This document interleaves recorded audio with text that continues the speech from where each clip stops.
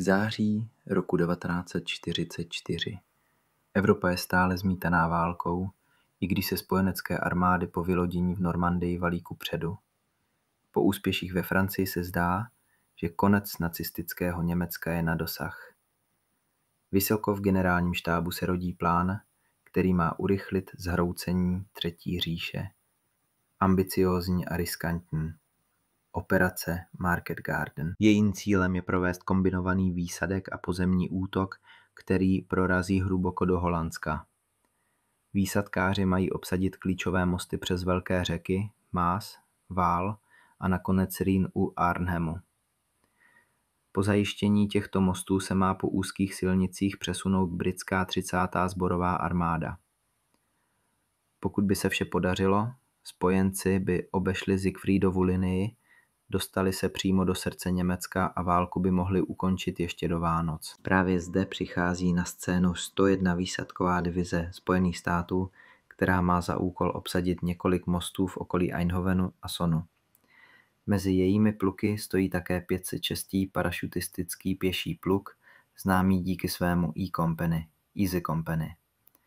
Úkolem mužů je zajistit mosty přes kanály, které otevřou cestu britským tankům na sever. Na první pohled se zdálo, že jde o úkol přímočarý. Přistát, obsadit mosty, držet je do příjezdu spojeneckých obrněnců. Ale realita byla jiná. Úzké hráze, hustá síť vesnic a měst, nečekaně tuhý německý odpor a neustálé nebezpečí zpoždění celé akce. To vše proměnilo Market Garden v bitvu plnou improvizace a zoufalé odvahy. A právě jeden z těchto mostů, most u Eindhovenu, se stal místem, kde se příběh Easy Company zapsal do dějin. Večer 17. září 1944 se obloha nad severní Evropou naplnila tisíci letadel a kluzáků. Operace Market Garden začala. Easy Company nasedla do hlučných C-47 Dakota, jejichž motory hučely tak, že si muži museli křičet přímo do uší. Tak co hoši, Eindhoven, říkají, že tam mají být hezký holky, zkusil vtipkovat jeden z výsadkářů. Jo, a kulomety k tomu zdarma, odsekl další, zatímco kontroloval své zbraně. Když se otevřely dveře letadla, zacloumal s nimi studený vítr. Jeden po druhém se vrhli do prázdna. Pod nimi se třpytily louky a pole, tu a tam se vynořila vesnice. Vzduchem svištěly kulky, protiletadlová palba rozsvěcovala oblohu, ale byla slabá, skoro žádná. Padáky se rozvíjely jako bílé květy. Po tvrdém doskoku se muži sbírali na shromaždišti. V poli byla mokrá hlína, tráva promočená rosou. Nad hlavami stále hučela letadla a v dálce bylo slyšet střelbu. Tohle nebyl zrovna měkký přistávací koberec, zaklel jeden z mužů a snažil se vytáhnout nohu z bláta. Buď rád, že ti to neutrhalo zadek, uchechtl se další. Viděl jsem, jak byl dopadl, přímo do příkopu. Jo, ale aspoň tam měl krytí, ozval se jiný a skupinka se krátce zasmála. Smích však rychle utichl, když se ozvaly výstřely blíž k vesnici. Easy Company postupovala vpřed. Když dorazili do prvních ulic, objevili se obyvatelé. Ženy vyběhly ven s bílými prostěradly. Děti vyskakovaly zpoza plotů. Atmosféra byla až neskutečná. Radostné výkřiky v kontrastu s praskáním německých kulometů v dálce. Pane, zavolal malý kluk a běžel k jednomu z vojáků. V natažené ruce měl jablko. Díky, kamaráde, usmál se voják, přijal ho a vrátil mu na oplátku čokoládu z přídělu. Chlapec se rozzářil. Čokoláda, díky moc, křičel a okamžitě ji ukázal dalším dětem. Starší žena se přiblížila k Wintersovi a chvějícími prsty se dotkla jeho ramene. Bůh vám žehnej, osvoboditelé, řekla tiše. Pak téměř šeptem dodala. Nacisté. Oni čekají. U mostu. Winters jí přikývl a stiskl její ruku. Víme o tom, paní. Jdeme na to. Vedle něj se ozval Compton, který sledoval děti běhající kolem vojáků. To je jako uvítací výbor, co? Kdybych nevěděl, že na nás čeká půlka Wehrmachtu, myslel bych, že jsme na dovolené. Dovolená v Holandsku, ušklíbil se jeden z desátníků. Místo suvenýrů, kulka mezi oči. Skupina prošla další ulicí. Na prahu domu seděl starý muž s dýmkou. Němci? Američani? Zavolal nejistě. Američani, odpověděl Winters. Stařec se pomalu zvedl, sundal klobouk a položil ho na srdce. Svoboda, zašeptal. Svoboda. Muži šli dál, jejich kroky těžké od bláta, ale srdce jim posilovalo vědomí, že lidé na ně spoléhají. Přesto se nad nimi vznášel stín. Věděli, že most u Eindhovenu nebude jen o radosti a kyticích květin. Tam už čekal nepřítel. Tak, pánové, zvedl hlas Winters. Dost bylo srdečných přivítání. Teď jdeme za prací. Jo, dodal Compton, tentokrát s vážným výrazem. Vítejme v Holandsku, dodal. Když Easy Company dorazila k předměstí Eindhovenu, atmosféra se změnila. Vesnická radost a mávání bílých prostěradel zmizely. Nahradilo je ticho, přerušené jen občasnou dávkou kulometu.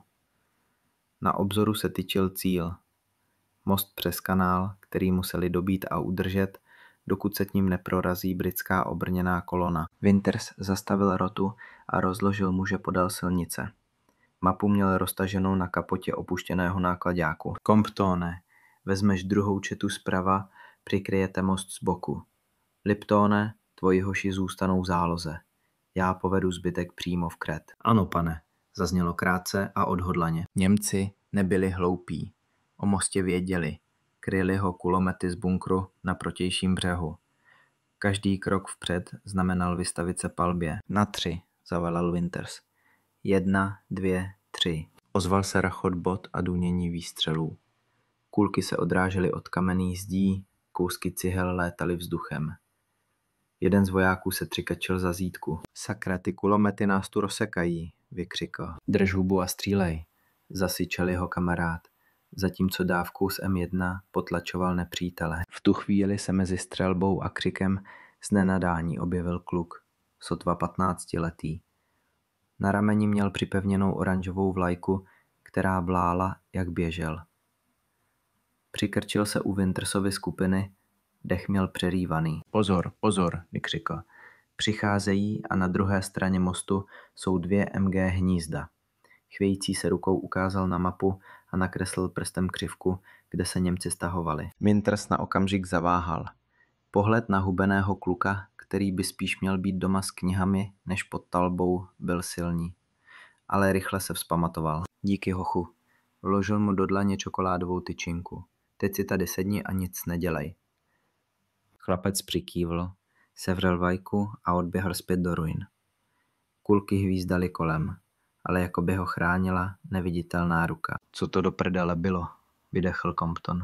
Odbojář, odpověděl Winters stručně. A právě nám řekl, kudy jim můžeme vlítnout dozad. Pohnem se. S využitím chlapcovy informace hodil Winters 2 dýmovnice, které zakryly mostní přístup. Skupina výsadkářů přeběhla podél kanálu, obešla německá hnízda a zblízka je zlikvidovala granáty. Výbuch otřásl mostem a křik ustal. Němci začali ustupovat z prvních pozic. Easy Company se dostala až k mostu. Všude byl kouř, prach a křik. Jeden z výsadkářů padl k zemi, zasažen do nohy. Medic, medic, ozývalo se. Pokračujte vpřed, křikl Winters. Most musíme mít pod kontrolou. Po dalších minutách prudkého boje se most podařilo zajistit. Muži se rozprostřeli na obou stranách a připravili na protiútok. Na kusu trámu vlála provizorní americká vlajka. Most byl v jejich rukou. Pak ale nastalo ticho. Vojáci, splavení potem, těžce oddechovali. Z dálky doléhala jen ozvěna střelby. Britské tanky měly už dávno být na cestě, ale silnice byla prázdná. Kde sakra jsou?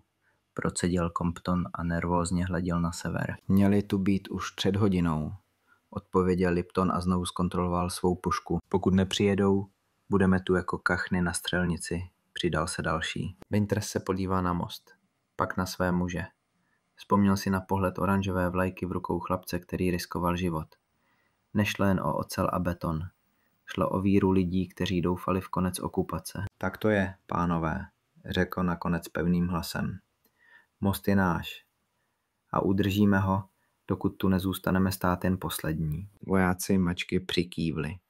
Začalo dlouhé čekání. Po hodinách čekání, kdy Easy Company držela most a odrážela občasné německé útoky, se konečně ozval vzdálený rachot motorů.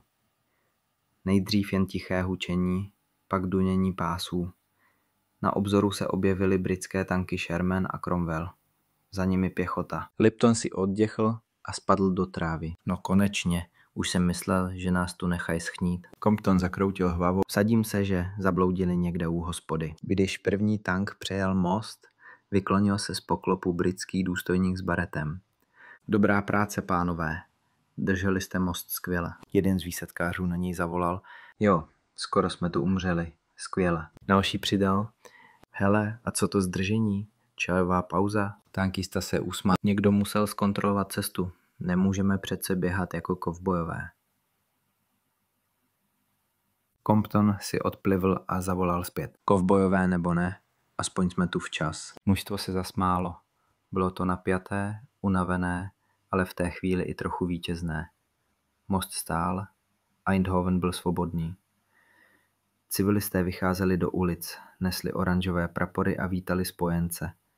Některé děti tančily z kousky amerických a britských vlajek, ale ve tvářích vojáků zůstávala únava. Na taktickém poli uspěli, most udrželi, jenže zprávy byly špatné. Most v Sonu vyhozen, u Arnhemu britští výsadkáři obklíčeni a celé Market Garden se hroutí. Seděli u ohně na kraji města, když se dav oslavujících Holanďanů rozléhal ulicemi. Někdo si zapálil cigaretu, jiný si jen tiše promnul oči. Víš, co je nejhorší? Řekl jeden z výsadkářů. Že jsme udělali všechno, co jsme měli a stejně to nestačí. Jo, přikývl druhý. Jako by ta válka nikdy neměla skončit. Winters stál stranou a díval se na most. Na své muže i na lidi, kteří po letech okupace slavili svobodu. Věděl, že pro ně to mělo smysl. Ale zároveň cítil, že válka zdaleka nekončí. Winters si poznamenal do svého deníku. Dnes jsme dobili most. Muži bojovali s odvahou, na kterou nikdy nezapomenu. Viděl jsem je kryt jeden druhého. Viděl jsem civilisty, kteří riskovali život, aby nám pomohli. Dokonce i chlapec s oranžovou vlajkou běžel mezi střelbou, aby nám ukázal cestu. Most je náš. Lidé v Eindhovenu slaví, ale uvnitř cítím hořkost. Britové přišli pozdě, Arnhem padá, celý plán se hroutí. Měli jsme ukončit válku do Vánoc. Místo toho vím, že to potrvá dlouhé měsíce. Přesto, když vidím děti, jak mávají našimi vlajkami, vím, že aspoň plně to stálo za to. Možná je to málo v měřítku generálů, ale pro tyto lidi je to všechno. Jen doufám, že jednoho dne někdo pochopí, co jsme tady vykonali a že se budeme moci vrátit domů. Tam, kde už nebudeme muset držet žádný most. Pokud se vám tento díl líbil, budu moc rád za like, sdílení a odběr. A pokud chcete slyšet další příběhy ze série Hlasy Easy Company, určitě zůstaňte se mnou.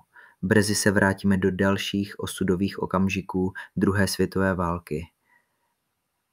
Ahoj Piráti.